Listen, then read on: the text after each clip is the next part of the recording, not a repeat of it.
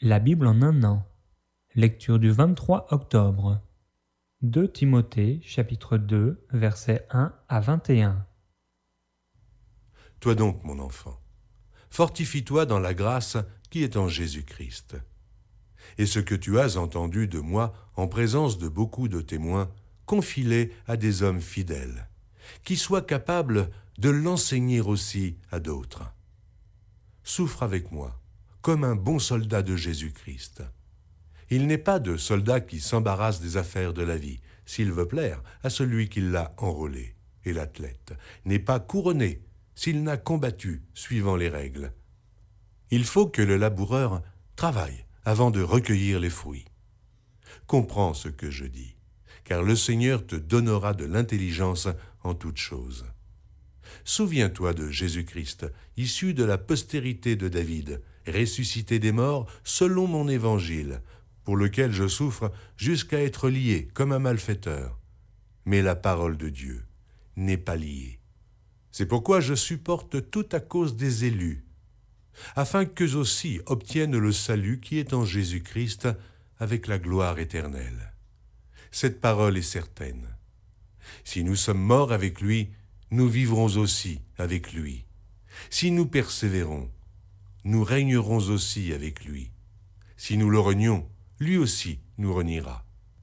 Si nous sommes infidèles, il demeure fidèle, car il ne peut se renier lui-même. Rappelle ces choses en conjurant devant Dieu qu'on évite les disputes de mots qui ne servent qu'à la ruine de ceux qui écoutent. Efforce-toi de te présenter devant Dieu comme un homme éprouvé, un ouvrier qui n'a point à rougir, qui dispense droitement la parole de la vérité. Évite les discours vains et profanes, car ceux qui les tiennent avanceront toujours plus dans l'impiété, et leur parole rongera comme la gangrène. De ce nombre sont Hyménée et Philette, qui se sont détournés de la vérité, disant que la résurrection est déjà arrivée et qui renversent la foi de quelques-uns. Néanmoins, le solide fondement de Dieu reste debout avec ses paroles qui lui servent de sceau.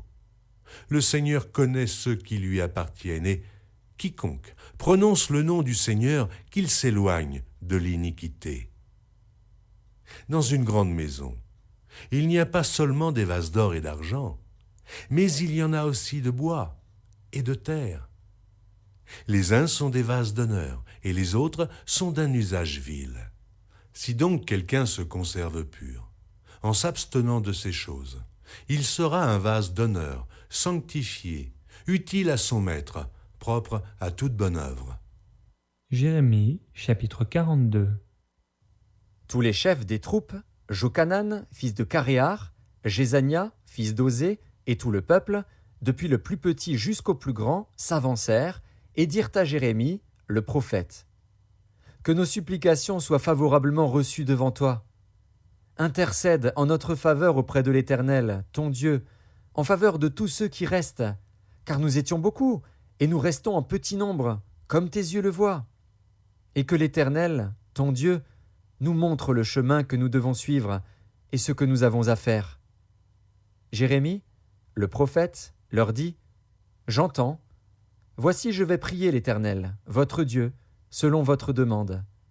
Et je vous ferai connaître, sans rien vous cacher, tout ce que l'Éternel vous répondra. » Et ils dirent à Jérémie, « Que l'Éternel soit contre nous un témoin véritable et fidèle, si nous ne faisons pas tout ce que l'Éternel, ton Dieu, te chargera de nous dire.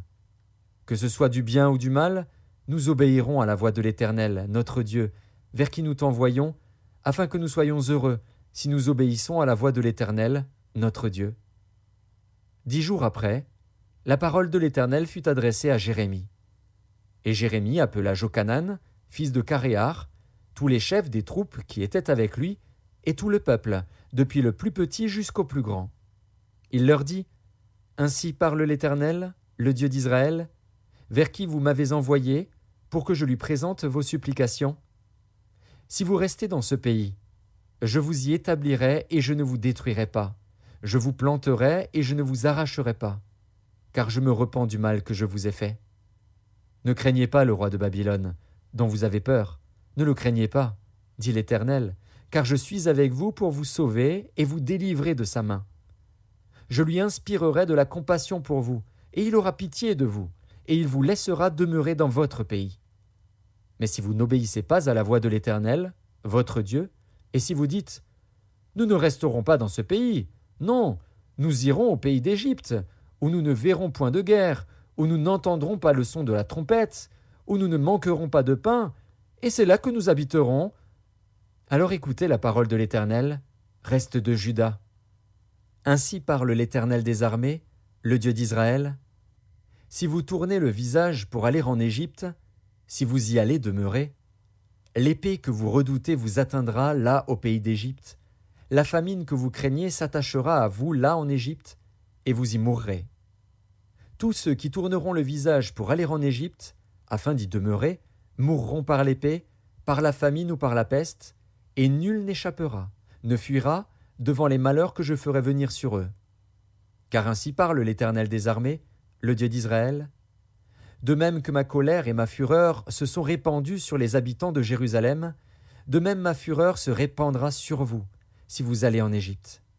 Vous serez un sujet d'exécration, d'épouvante, de malédiction et d'opprobre, et vous ne verrez plus ce lieu. Reste de Juda, l'Éternel vous dit, n'allez pas en Égypte. Sachez que je vous le défends aujourd'hui.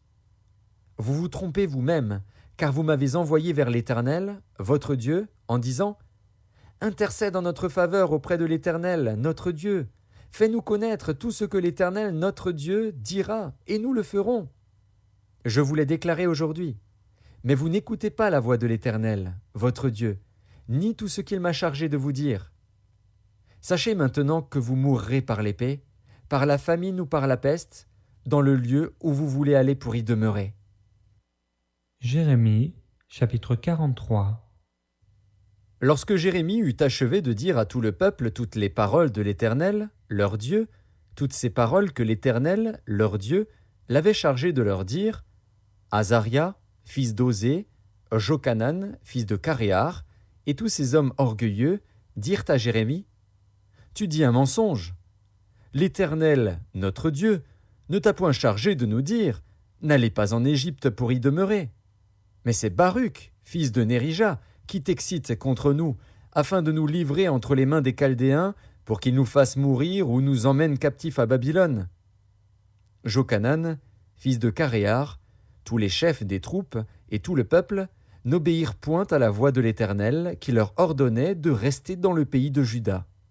Et Jochanan, fils de Caréar, et tous les chefs des troupes prirent tous les restes de Juda qui, après avoir été dispersés parmi toutes les nations, étaient revenus pour habiter le pays de Juda, les hommes, les femmes, les enfants, les filles du roi, et toutes les personnes que Nebuzaradan, chef des gardes, avait laissées avec Guédalia, fils d'Achikam, fils de Shaphan, et aussi Jérémie, le prophète, et Baruch, fils de Nérija. Ils allèrent au pays d'Égypte, car ils n'obéirent pas à la voix de l'Éternel, et ils arrivèrent à Tachpanès. La parole de l'Éternel fut adressée à Jérémie, à Tachpanès, en ces mots. « Prends dans ta main de grandes pierres, et cache-les, en présence des Juifs, dans l'argile du four à briques qui est à l'entrée de la maison de Pharaon à Tachpanès. Et tu diras aux Juifs, « Ainsi parle l'Éternel des armées, le Dieu d'Israël. Voici, j'enverrai chercher Nebuchadnezzar, roi de Babylone, mon serviteur, et je placerai son trône sur ces pierres que j'ai cachées, et il étendra son tapis sur elles. Il viendra, et il frappera le pays d'Égypte. À la mort, ceux qui sont pour la mort, à la captivité, ceux qui sont pour la captivité, à l'épée, ceux qui sont pour l'épée. Je mettrai le feu aux maisons des dieux de l'Égypte.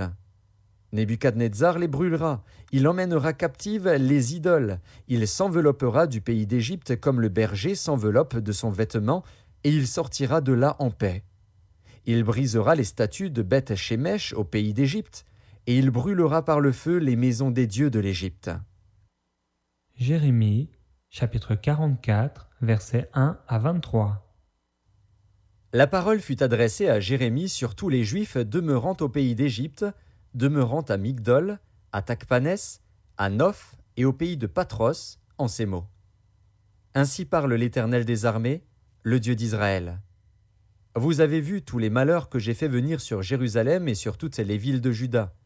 Voici, elles ne sont plus aujourd'hui que des ruines, et il n'y a plus d'habitants, à cause de la méchanceté avec laquelle ils ont agi pour m'irriter, en allant encenser et servir d'autres dieux, inconnus à eux, à vous et à vos pères.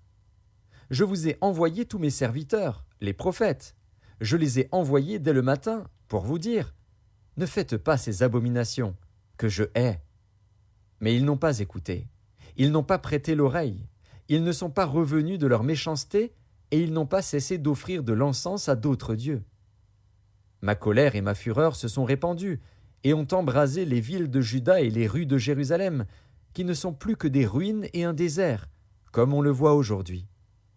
Maintenant ainsi parle l'Éternel, le Dieu des armées, le Dieu d'Israël. Pourquoi vous faites-vous à vous-même un si grand mal que de faire exterminer du milieu de Juda hommes, femmes, enfants et nourrissons, en sorte qu'il n'y ait plus de vous aucun reste? Pourquoi m'irritez-vous par les œuvres de vos mains, en offrant de l'encens aux autres dieux du pays d'Égypte, où vous êtes venus pour y demeurer, afin de vous faire exterminer et d'être un objet de malédiction et d'opprobre parmi toutes les nations de la terre? Avez-vous oublié les crimes de vos pères, les crimes des rois de Juda, les crimes de leurs femmes, vos crimes et les crimes de vos femmes, commis dans le pays de Juda et dans les rues de Jérusalem? Ils ne se sont point humiliés jusqu'à ce jour, ils n'ont point eu de crainte, ils n'ont point suivi ma loi et mes commandements, que j'ai mis devant vous et devant vos pères. C'est pourquoi ainsi parle l'Éternel des armées, le Dieu d'Israël. Voici, je tourne ma face contre vous pour faire du mal, et pour exterminer tout Juda. Je prendrai les restes de Juda qui ont tourné le visage pour aller au pays d'Égypte, afin d'y demeurer. Ils seront tous consumés, ils tomberont dans le pays d'Égypte.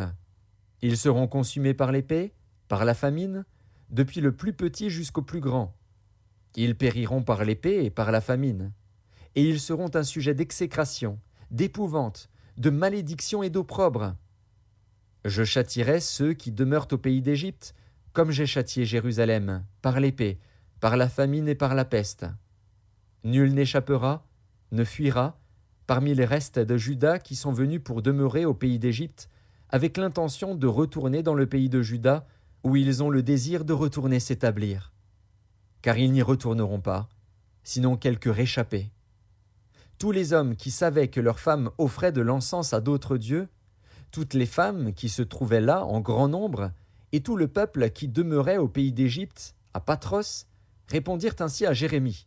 « Nous ne t'obéirons en rien de ce que tu nous as dit au nom de l'Éternel. Mais nous voulons agir comme l'a déclaré notre bouche, offrir de l'encens à la reine du ciel et lui faire des libations, comme nous l'avons fait, nous et nos pères, nos rois et nos chefs, dans les villes de Juda et dans les rues de Jérusalem. Alors nous avions du pain pour nous rassasier, nous étions heureux, et nous n'éprouvions point de malheur. Et depuis que nous avons cessé d'offrir de l'encens à la reine du ciel et de lui faire des libations, nous avons manqué de tout, et nous avons été consumés par l'épée et par la famine. D'ailleurs, lorsque nous offrons de l'encens à la reine du ciel et que nous lui faisons des libations, est-ce sans la volonté de nos maris que nous lui préparons des gâteaux pour l'honorer et que nous lui faisons des libations?